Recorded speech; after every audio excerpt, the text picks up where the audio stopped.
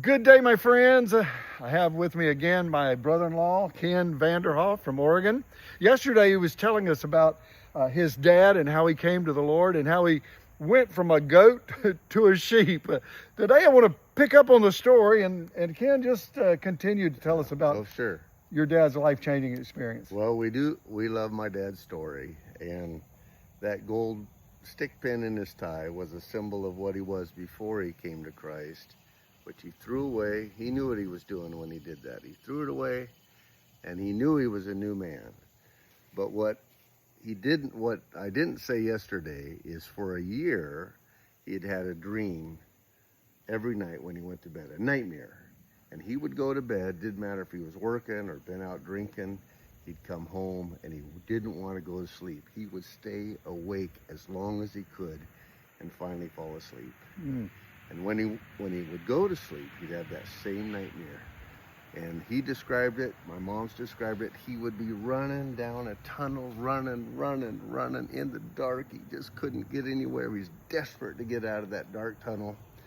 And my mom says he would wake up in just a full, absolute body sweat from that running. It was that real to him, and he dreaded going to sleep every night. Well, the night he'd thrown that gold pin away, he still had that fear that he would go to sleep that night and have that nightmare. So he stayed up, but he did go to sleep that night. And for the first time in a year, he had a good night's sleep. He had the same dream. Wow. But the difference was he got to the end of that dark tunnel and came out into light. Wow. And so it was all symbolic. His transformation was in all kinds of ways. The load was lifted. He knew there was a change. I'm trusting Jesus. He had a different sleep, a different night. And that was the last time he drank alcohol. Wow. He didn't have withdrawals. He didn't have any symptoms. And I know that doesn't happen for everybody, but for my dad, that was it. He never drank again from 1959 to his passing a few years ago.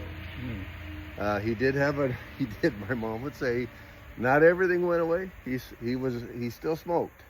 And it was a year before he got free of the smoking. But God delivered him in every way. Oh my goodness. It was mind, heart, soul, body. And of course, as I mentioned yesterday, I was just a kid. So unlike my older siblings.